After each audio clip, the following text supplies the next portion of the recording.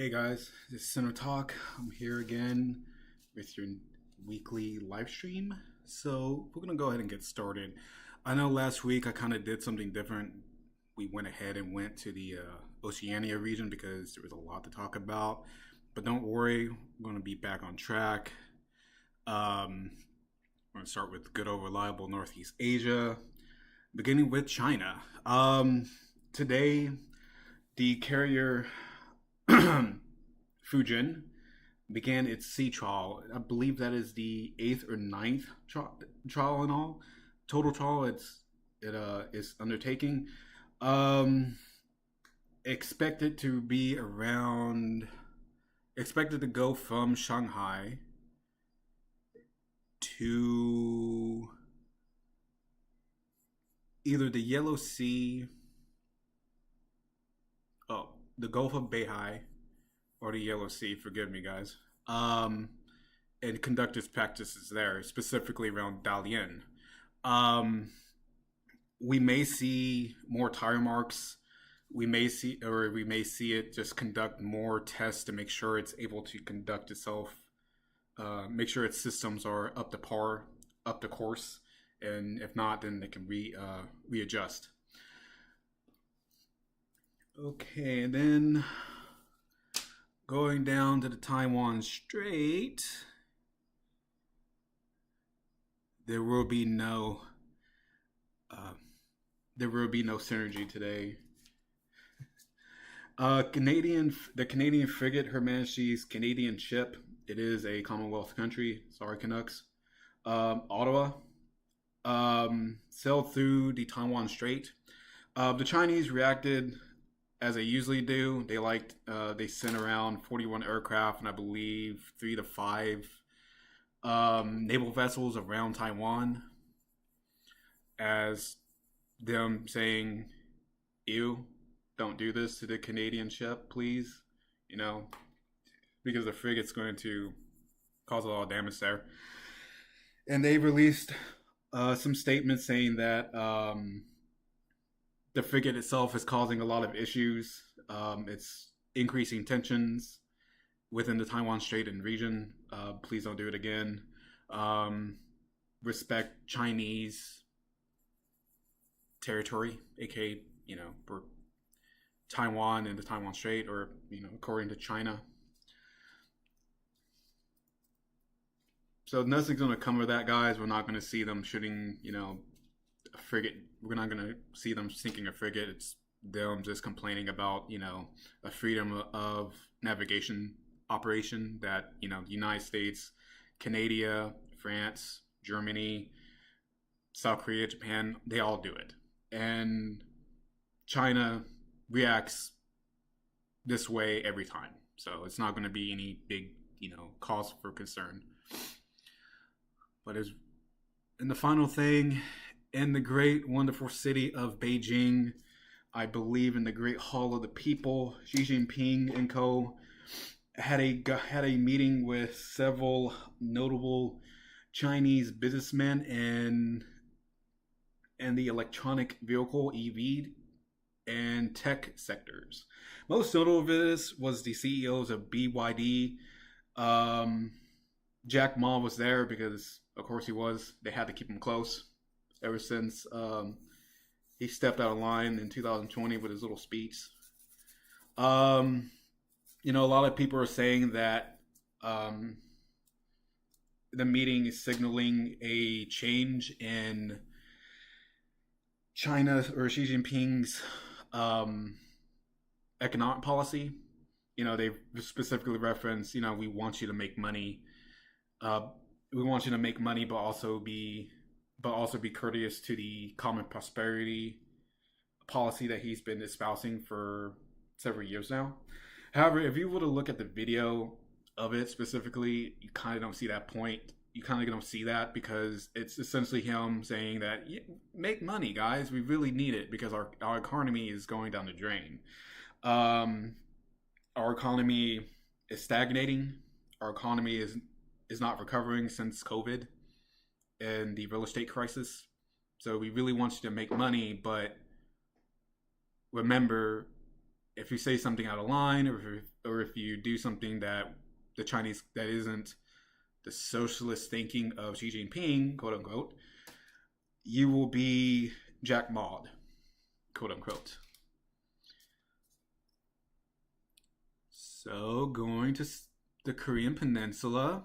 So first off, I'm going to go to the bad Korea, aka North Korea. So Kim Jong-un, KJU, visited his daddy's tomb of Kim Jong-il in the capital Pyongyang. Yay. First time in 4 years that he ever done it. A lot of people suspect that the reason for his lack of visiting the tomb is him trying to go his own way, try to actually set up his own style of leadership, style of leadership that is Pyongyang, that is the North Korean style, the Stalinist and the Stalinist aspect. I kind of agree. I mean, I think he kind of feels like he needs to go back to his dad, show that, hey, I'm descended from a god.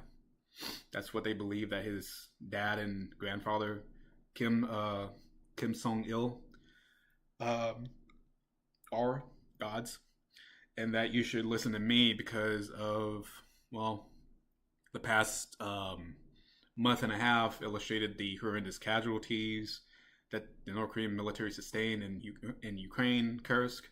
But then not only that, but they're now trying to bring them back, or trying to bring those casualties back. And so to these hospitals, not only them, but the Russian soldiers as well. And so it just showing the North Korean people that, hey, this is the consequences of a modern war, a lot of casualties, and it's not just our guys getting hit too as badly. The Russians are faring just as bad, if not worse. So he's probably going to his dad's tomb to get more street cred, if you will. Going out. So North Korea released a statement condemning new South Korean weapons acquisition, specifically the S-70 Black Hawk, for the anti-submarine warfare role for its new frigates, or for new destroyers, as well as their development of new destroyers as well. As well as the new fleet command that the South Korean military, Best Korea actually, that was just stood up. So it's just them complaining about how South Korea is developing new weapons, new commands to better react to a potential nuclear or biological, chemical, or even saturated artillery attack, or united, or UAV attack, suicide drone attack. So it's just them complaining about that, but then also, going deeper, it's them really just saying that, can you please quit trying to increase your leverage over us? It's kind of making us look bad. So going down to South Korea, guys, there's going to be a lot of, I know I kind of talked about it in North Korea, but, there's been a lot of exciting stuff that happened here, especially if you're a big watcher of the Yoon trial, of the now, I guess, the quasi president Yoon. So he will have two hearings on the same day on February 20th. That is, I believe, on Wednesday. So the criminal trial regarding the martial law will begin on that day, I believe, in the morning. And then the Constitutional Court will hold another hearing for his impeachment trial on, I believe, the afternoon, in which they're going to bring in I believe, the former PM that is also getting impeached, or has been impeached. So that's going to be really interesting to see. what happens. And then regarding verdicts, so the Constitutional Court may have one in the first or second week of March. Um, it just depends upon if a lot of issues get rectified at that time, such as the Parliament actually um, passes or elects to have their new justice join the Constitutional Court to make it 9 instead of the current 8, as well as the Constitutional Court saying that Yun can no longer bring in new people to testify on his behalf. So that's going to be February 20th will be the date to watch if you're watching along the Yun South Korean K-drama that is his trial. So going to Japan, land of the rising sun, land of the rising defense modernization that certain U.S. officials, like our national defense or national intelligence director, is afraid of. I find that hilarious. But anyways, I digress. I apologize for saying my opinion about that, but it's kind of funny that he says that Gaylord says that, especially when the Japanese are trying to step up to become more self-sufficient in defense, something that Trump wants from all of his allies. So you kind of see the irony in that statement. But anyways, going back to more news and an actual analysis. So the Japanese Defense Ministry released a statement saying that the People's Liberation Army Navy ships passed around the Ryukyu 68 times in 2024, guys. That is 15 more than the 53 in 2023, 42 more than the 46 in 2022, and let me do some math because I failed math for Marines, and 47 more times in 2021. So as you can see from my butchered delivery, you see a significant increase in how the year-on-year actually on China, plan operations around the Ryukyus, which is kind of interesting because this is where the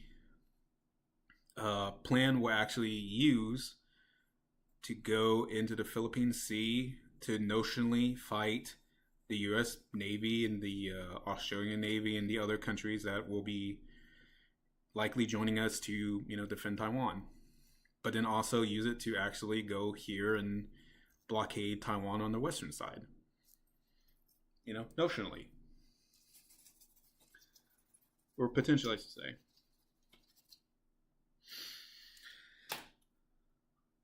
Now going back to mainland Japan, Taliban officials visited Japan for the first time on Saturday. I believe they're still there. So a private foundation called the Nippon Foundation extended the invite to them because they want to see how they can actually try to, how to influence the Taliban to become more accepting of human rights and common decency. Forgive me for that one. As well as, try to see if try to establish some form of communication between them and not necessarily the Japanese government, but a private foundation that could potentially become a backroom channel for the Japanese government to use if they need to. So that visit will probably not come to nothing or really anything. you may get to see some. They may be able to develop a backdoor, line of communication, but for them to try to like change their outlook on human rights, I don't see that. I don't really see that as happening because, for one, it's the Taliban. They've been in power for probably about 4 years. 4 years, going on August of this year. They will. They not. They haven't really increased their power, or they haven't really decreased their emphasis on human rights. They've actually increased it. Preventing women from going to school, young girls, segregating them, institutionally Sharia law like they had it before they were ousted in 2021. So going to Taiwan, guys. So another week, or so I say another month, another undersea cable was cut. Or breaks again, I should say. It occurred near Matsuo, and the Taiwanese Coast Guard, or the Taiwanese Maritime Administration, is currently conducting an investigation because this is the second time this year, or second time in as many months that this occurred, especially around Matsuo. So you will probably see.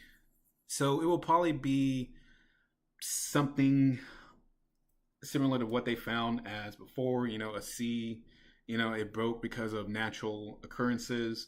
However, this just goes to show you that, Taiwan is always on top of any breakage or any disruptions that they have, because they know what it means. They know why China do most of these, accidents, quote unquote. It's to increase their.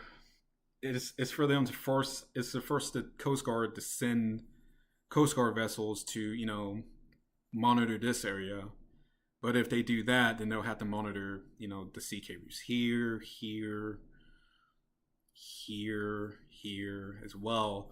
And the Taiwanese Coast Guard don't have enough assets, so they'll probably have to bring in the Taiwanese Navy, in which that will just increases the potential for a mishap to happen between China and Taiwan. It's something that China may not want, but they may not, or they may want, so they can give them some kind of cause, so they can have some kind of like underlying reason to start another crisis. Another Taiwan Strait crisis. Now, going to Taipei, going to Taiwanese domestic politics, the KMT is likely backing down from the recall amendment proposal. The reason why is because their recall proposals that they are currently doing isn't going so well. The Democratic Progressive Parties while the Democrat Progressive Party's recall proposals is going extremely well. They actually got around 4 or 5 proposals moved to the second stage, where have to get more signatures, but that just means that they're one step away from recalling the KMT candidate. So they're more likely doing that because in response to their success, to the DPP's success, because they know that if they were to pass this amendment, that gives the DPP more power to conduct these recalls. Even though it's supposed to make it harder by them providing their IDs, but it's a give and take regarding that proposal. And then the final thing, it was something that occurred today, but I kind of want to talk about this, or it occurred yesterday, I should say. But I wanted to talk about this. The U.S. State Department changed the language in its Taiwan page on its website. It took out, we quote unquote don't support Taiwanese independence. They took it out. Realistically, nothing really too major will come of that. That's just the Rubio State Department saying that, hey, this is what I view as U.S. official policy. If it's not, then unofficial. So I don't really see anything coming from that because, for one, it's uh, it won't really lead to anything major happening regarding U.S. policy towards Taiwan. And then plus, it's just them signaling to Taiwan and also, but more importantly, China, you know, this is what we believe. Excuse me. This is what we believe. However, we can uh, we can go further if we want. So going on to Southeast Asia, our most favorite country that I always talk about in the South and the weekly updates, the Philippines. So Vice President Duterte, Sarah Duterte, not the dad, not the dad, will likely be disqualified by the Philippine Congress.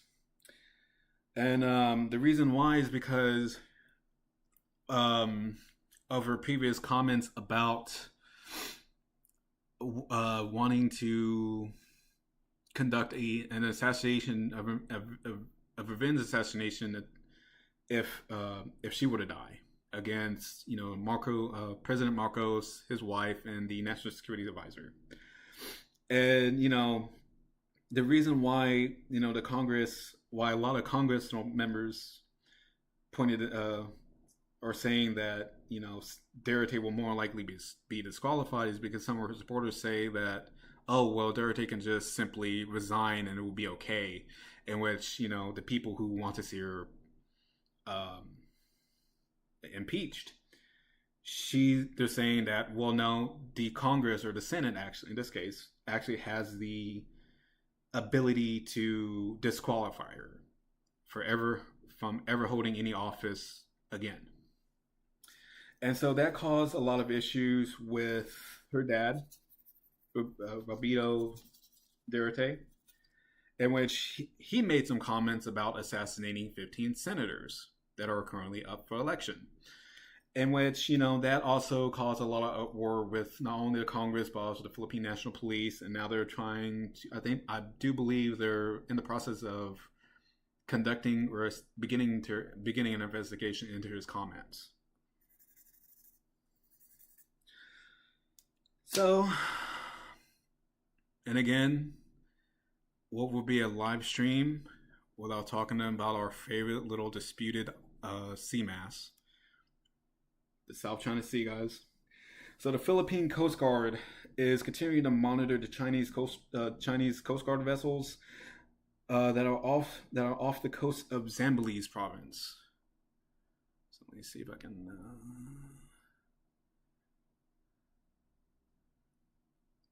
So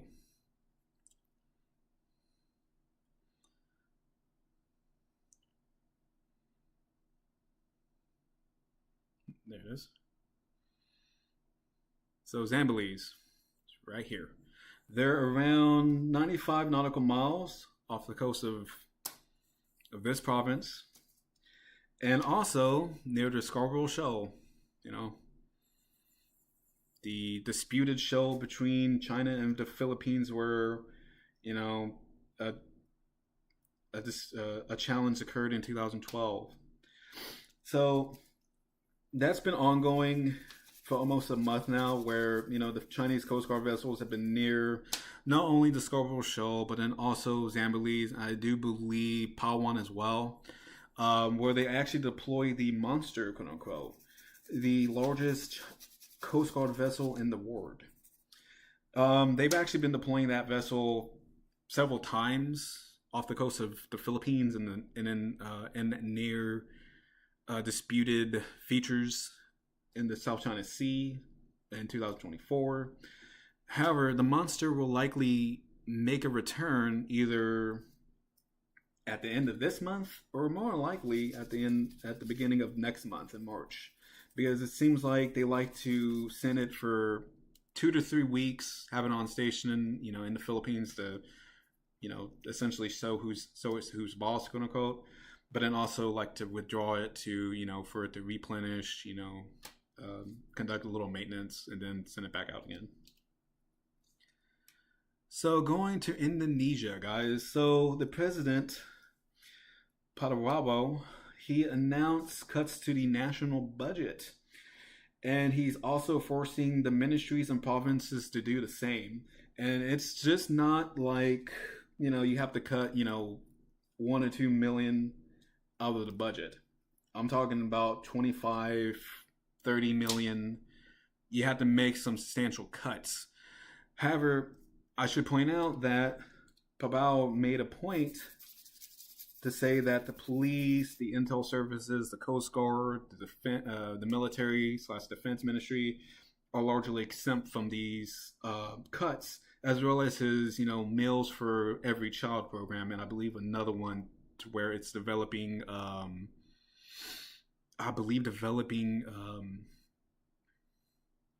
some it has something to do. Forgive me, guys. It has something to do with trying to develop homes, I believe, for the poor.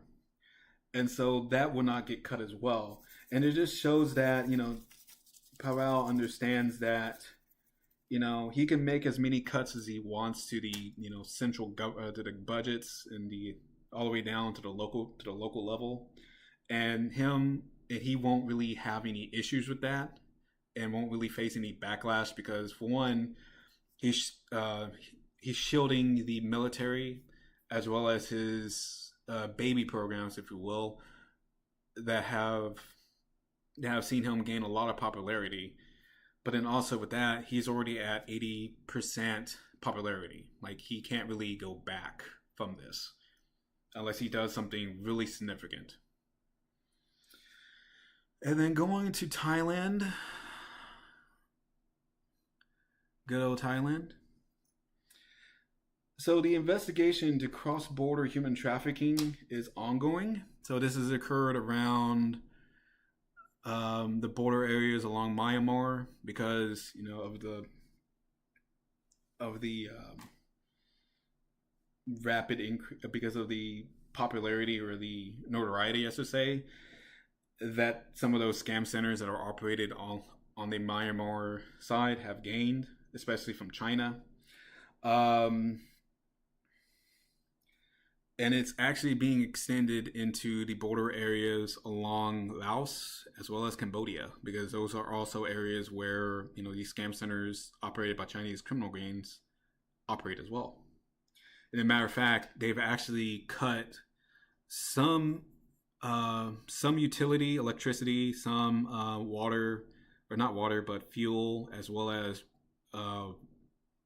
internet connections along the Cambodian border. And I believe some along the Laotian, or they are going to begin within the next few weeks. And then also they actually have removed a lot of police officials from the from their inspector roles along the border because, for one, bribery, corruption allowed a lot of the cross-border gangs that operate in Thailand to operate effectively without fear of prosecution, in which that actually led to, I believe, 5 or 6 being sent to being, relieved of their command and also being forced to go back to Bangkok.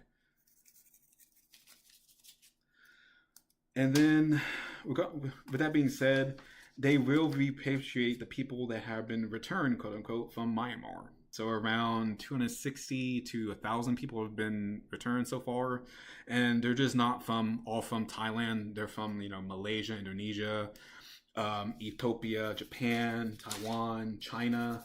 We're talking about people from all over the globe, even some people from Brazil. So it's going to be an ongoing issue. The Thai police said that if anyone's isn't implicated in the cross-border schemes in any capacity, or depending upon the charge or depending upon what they did, they will more likely face jail time in Thailand if what they did was kind of not bad, or they were under duress and forced to do it, then they'll just be let back. They'll be sent back home. So Thailand. So going to Myanmar, guys. So go up here to Yangon, though. But Sino, you said we're gonna go to Myanmar. I am, but we're also gonna have to go to China because,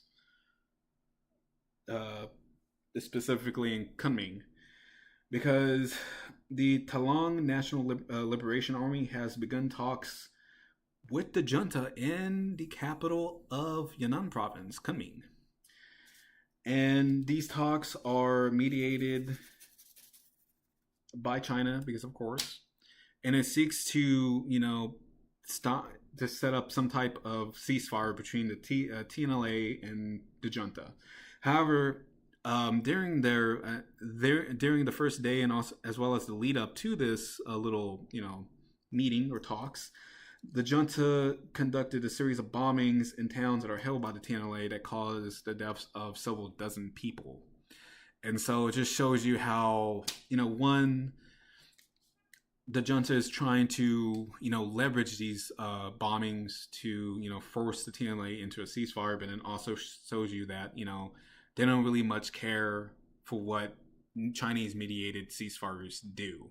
They've shown plenty of times where even if the ceasefires are agreed upon, they'll just keep bombing until they fully submit, or they fully go back to areas where they occupied pre-2020, either pre-2021 or pre-Operation 1027 Part 1.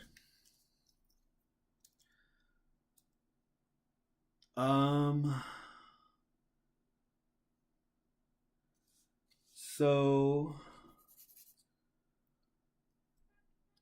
going to the border of Thailand, as well as not locale, not you, and Myanmar, going back there to our old friend house. So the Chinese assistant public security minister crossed into the Myanmar city of Mawadi to meet with 300 foreigners. More likely 300 Chinese citizens who were either, captured by the Khmer Buddhist army or the Khmer border guard force, so that they can be sent back either to China or face charges. There wasn't really much information about it, just beyond that he met with 300 foreigners. However, but just with the minister meeting with them, kind of points to them being Chinese citizens. So the junta, going to the junta reacted to Argentina issuing out a warrant for their arrest, for the leaders and a couple of other officials' arrest. I believe a few days ago, if not yesterday. So the junta reacted in typical fashion. They've kind of poked fun at Argentina, saying that, you need to get your, judicial house in order first before, you conduct any of these, fake arrest warrants, or issue any fake judgments. And so that comment was because Argentina still lacks 150 judicial appointments at all levels of its judiciary. So it's kind of it's almost like the junta is making fun of them, but in a diplomatic sense. So going across the town, going across Myanmar now. So the Arakan Army, we talked about them a lot now. During this time, the AA are going to begin offensive in Rakhine State, specifically around the city of Khmu, to either try to capture it or, force the junta to surrender. Junta forces to surrender there.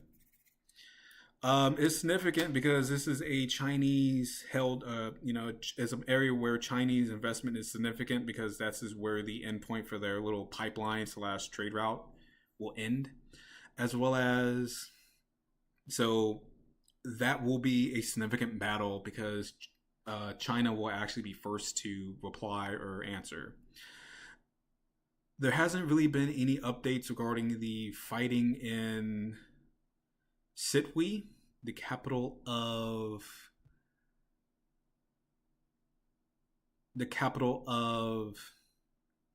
Rakhine State. So it's more likely at the standstill, or they're trying to, or the AA doesn't have enough forces to actually, conduct operations in this area, to conduct simultaneous operations at Kanayu at Kanayu and in City. However, the AA are actually conducting I believe, limited operations in this area, or at least continuing the operations they have been doing in this area of Magi region, where I mentioned previously, where a lot of the junta's armaments factories is located. So again, this is just the AAs trying and their PDF allies trying to pressure the junta into either moving these factories, in which they probably don't have enough capacity to do, or to outright capture them, which either one would lead to a significant decrease in the junta's military capabilities. And then as well as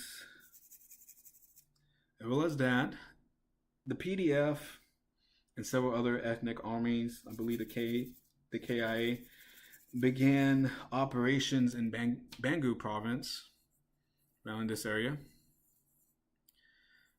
to capture junta's positions in this area.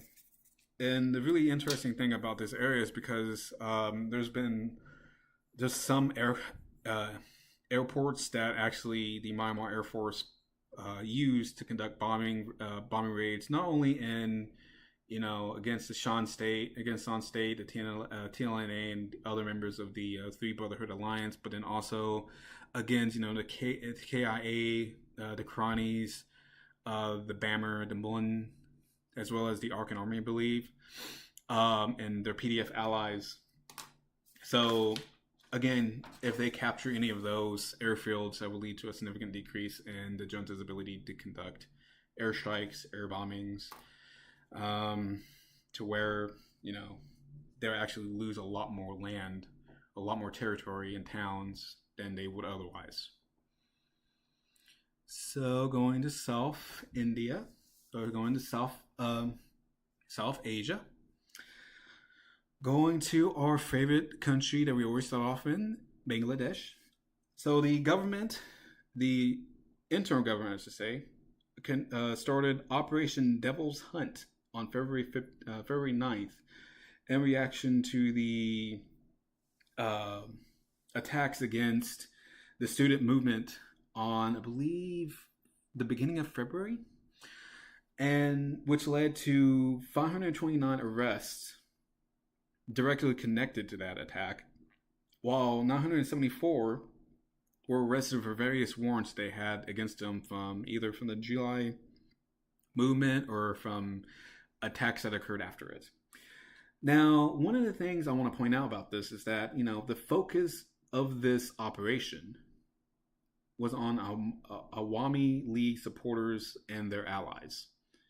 So you kind of see, a political, discourse, or political, or them, the government actually, specifically targeting them almost as reprisals.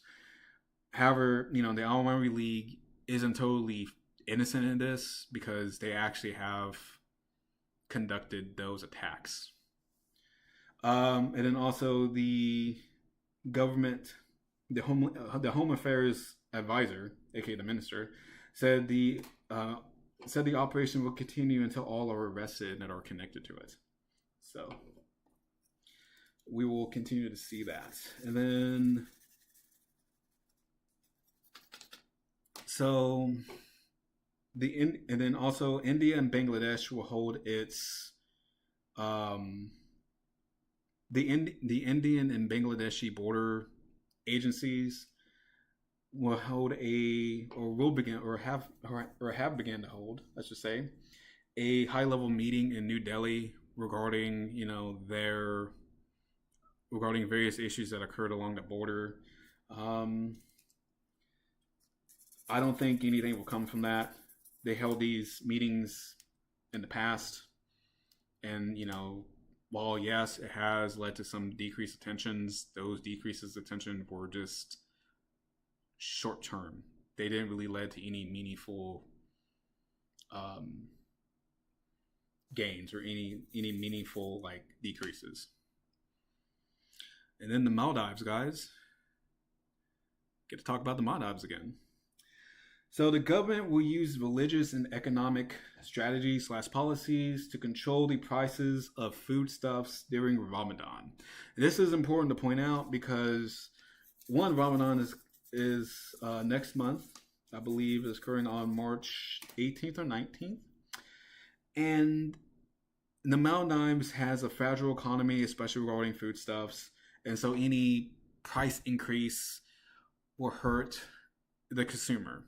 And the government doesn't want that to happen because it will cause a lot of unrest at a time when they're trying to one, pass a lot of economic reforms, judicial reforms, as well as try to get the economic house in order. So that's the reason why they're trying to utilize that strategy so that no unrest or no tensions would increase over food.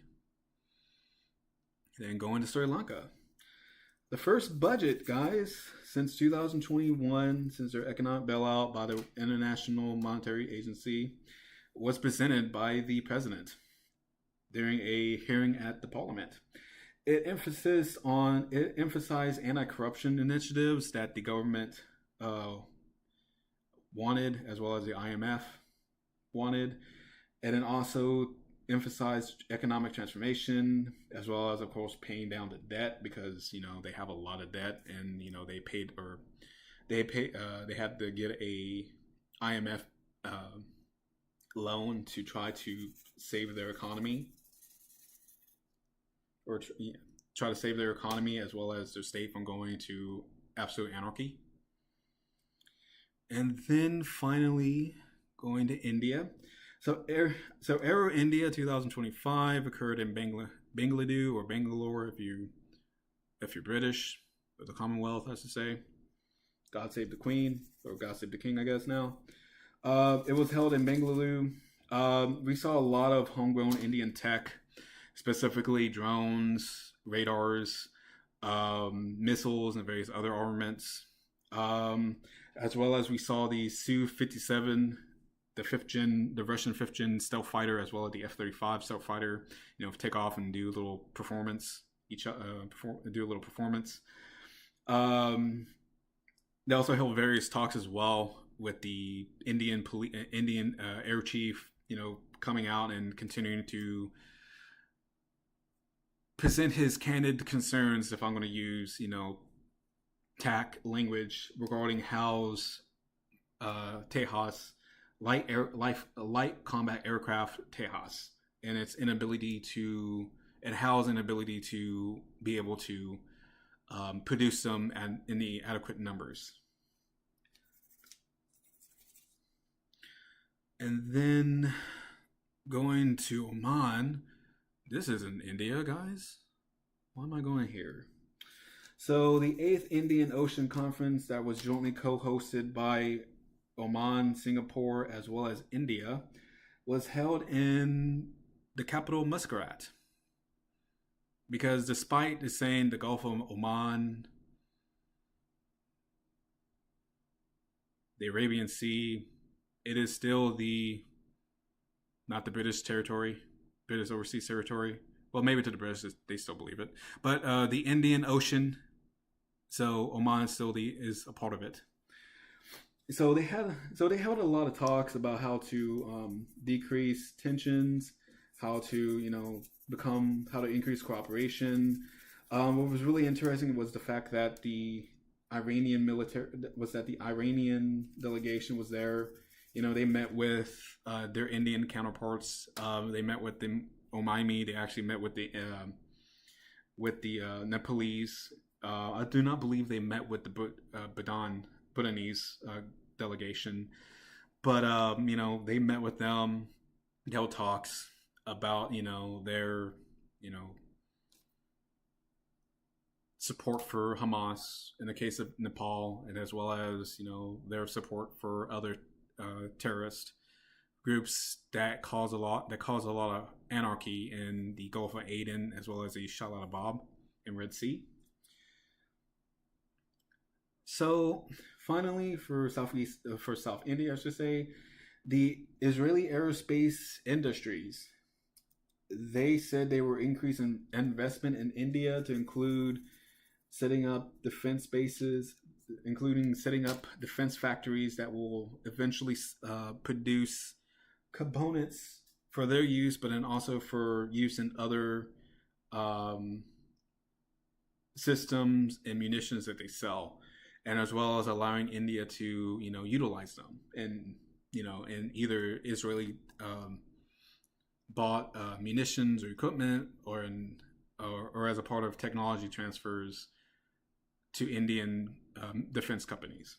So that's significant because they came out of the recently concluded Israel-Gaza conflict, and it taught the Israelis that, hey, we need to have allies. We need to spread our defense supply chain to include countries that won't be too much influenced to not provide us with military equipment or munitions when we need them. In the case of the United States, Europe, that to varying degrees block those defense movement of defense materials. So last but not least, guys, Oceania, or the Pacific Islands. So starting off with Samoa, our favorite island, if I could find it. Samoa, come here, Samoa. There we go.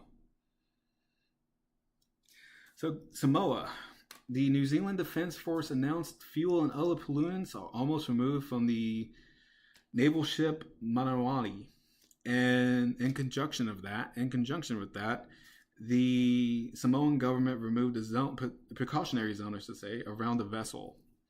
Now that's significant because they're one step towards eventual removal of the vessel, which I believe that's what they're going to do. They're going to try to raise it and remove the vessel because, one, it's affecting the local population doesn't want it and doesn't want it there, but then also there's a potential for more pollutants that they didn't remove to leak out in the bay, as well as the local population again don't really want a sunk naval vessel around them. And so whatever happens, it'll be interesting to see how China responds because last week, as I mentioned, that the Chinese embassy gave the people from the surrounding districts $30,000 one day after they met, whereas whereas the Samoan government as well as New Zealand's reaction was lackluster at best. So it'll be really interesting to see how they respond to that, as well as how New Zealand and Samoa will eventually provide them with restitution. So going to New Zealand and the Cook Islands, guys. So the agreement that caused a lot of controversy between New Zealand and Cook Islands was signed in a low-key event, I believe on Sunday. And the Prime Minister and his group actually returned back to the Cook Islands on Monday, I believe, today. The opposition will call for a no confidence vote, despite the government saying that the cabinet ministers, they've seen the agreement, they approve of it, and the Prime Minister Mark Brown playing down the agreement overall. Um, one of the key things that um, one of the key things about this agreement, and I think I mentioned this last week, was the fact that, you know, we don't know, no one knows except for the cabinet ministers and, you know, the New Zealand government, or the Cook Island government, and the Chinese knows what's in this agreement. And that's one of the concerning things, because Mark Brown, you know, he said, like, oh, we've talked to you a lot. We already talked to you about it. We don't need your permission. We don't need you in the room. He tried to gaslight the Cook Island scheme as leverage over us. And however, it just leads you to think that, you know, the agreement itself may have something that wouldn't be unsatisfactory to the Cook Island people, which, you know, it more likely does, especially if it's especially if the visits that they had, if the visits that the Prime Minister had during his visit was any indication, more likely involve deep sea mining cooperation, in which, you know, the Cook Islands will want to do that. However, you know, a lot of the population, they kind of don't want that, or, you know, if they do, they want it to be managed and not have really any say, not have China have any say. They want it entirely with the Cook Islands, to be a Cook Island, you know, industry, to be able to have it themselves. However, the current tassel actually leads to a lot of issues with Australia and New Zealand questioning how they could respond to future security guarantees that any of these Pacific Island countries would sign with China. Because this is the second time that an agreement caused a lot of ruckus, with not only with New Zealand but Australia as well. It was actually involving the Samoan Islands with their agreement that was signed with China in 2021. So now they're asking a lot. Now Australia and New Zealand are asking a lot of questions about, should we should we make it a point to say that we need to have security agreement guarantees with these countries? Would it be seen as, you know, us being, you know, neo-colonist, and etc. So only time will tell if that's the road that both countries will take. Then going to New Caledonia, the French government announced talks to unfreeze the island's electoral rolls that are now back on the table. So, for those that don't know, the talks to unfreeze the voter rolls is actually what led to the unrest in March 2024 or May 2024.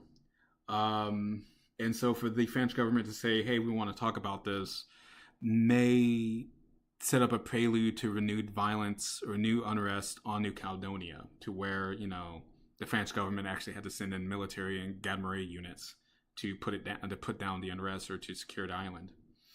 Not only that, but it would see the indigenous Kanki people are afraid that that the talks, or the unfreezing of the electoral rolls, would make them essentially a minority within their own country. Like, they would have no say over it. They would have no say over, you know, their policies on their ancestral land.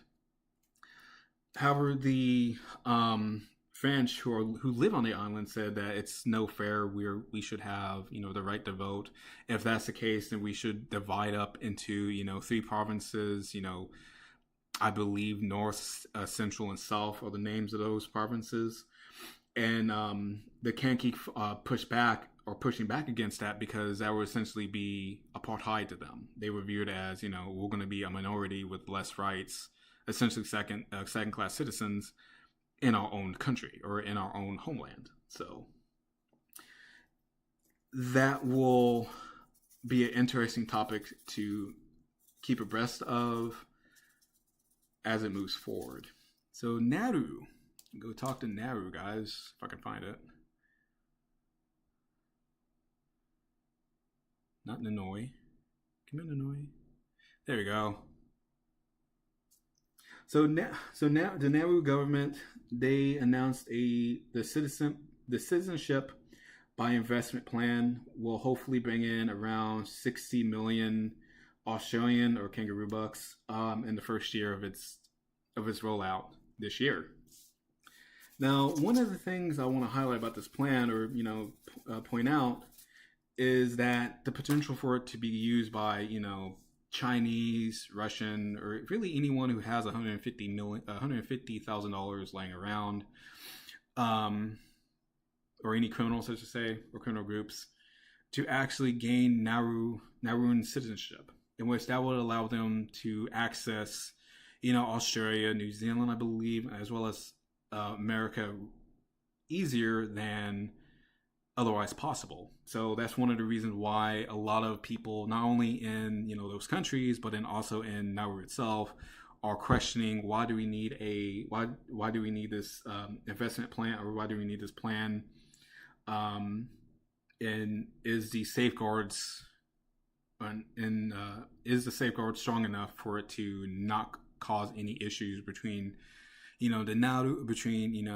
Nauru government, as well as the Western, or as well as the Australian, New Zealand, and other countries as well. So going to Guam, only 2 more countries left, guys. So going to Guam, the DoD released a report questioning the ability of their new missile defense system to actually protect Guam. So it's kind of interesting that the report came out, and it also caused a lot of people to question, is the DoD providing enough protection for the people in the form of air raid shelters? So the report itself will cause the DoD and also the Guamanian authorities, as well as the Task Force Micronesia, to step back and see how can we improve, or how they can improve the missile defense plan to create a envelope of protection around Guam, because of its significance to significance towards not only to the United States defense planning, but as well as Australian and New Zealand defense planning in the Indo-Pacific, especially if we do have to go in and fight a war with Taiwan, fight a war with China, fight a war with China over Taiwan, or fight a regional conflict with China. It will play a significant role. And then finally, guys, Papua New Guinea and Bougainville. Here's Papua New Guinea, here's Bougainville. So both the governments of both sides, Papua New Guinea, country, Bougainville is the autonomous region that's trying to become a country, have agreed on that the issue of tabling of independence, whether it requires a simple absolute majority of the parliament of the PNG parliament, needs to be completed before Bougainville's election begins in July. And the reason why is because they are on a timetable, and that has caused a lot of issues between both sides. Because on one side, the Bougainville, I believe they want a simple majority, whereas the PNG government, they view it as an absolute government majority.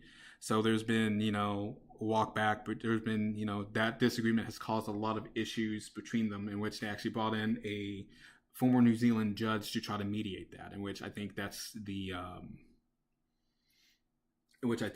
end result of that mediation.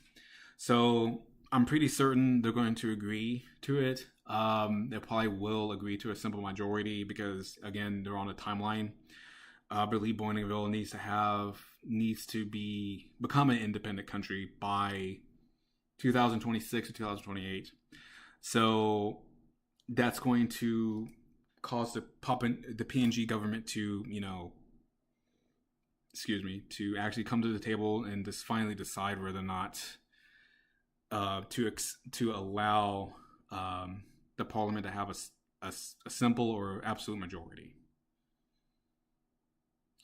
All right, guys, that's pretty much it. So we talked about, the going ons in the Indo-Pacific.